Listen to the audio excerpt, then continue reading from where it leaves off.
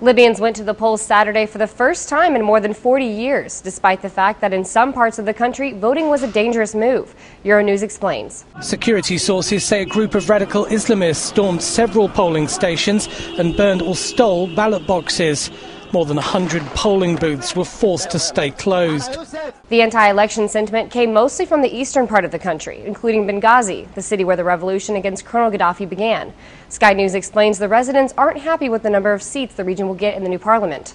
Those who voted are treated as traitors by this group, who want Benghazi and eastern Libya to be semi-autonomous. The East lost out massively under Gaddafi, and they want those wrongs put right in the new Libya. But observers say the protests seem to spur the potential voters on. In most of the country, there was an atmosphere of celebration. Still, a reporter for Al Jazeera says the country has some big obstacles to overcome. Within 30 days, this country is going to have to put together a parliamentary government and write a new constitution. It is a huge challenge.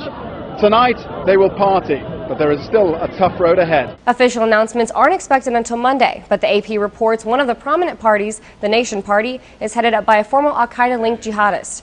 A Fox News analyst says if the party does well, it will likely raise tensions with the U.S. It is one thing for Muslim Brotherhood political figures who are assuming control of Egypt to call for the releases of jailed terrorists. It is quite another thing for the leaders of al-Qaeda-affiliated terrorist organizations to become government officials in a region which is a wellspring for terror groups that target U.S. interests globally. The last time Libyans got to vote was 1965, before Muammar Gaddafi took over in a coup. For Newsy, I'm Logan Tittle. Multiple sources, the real story.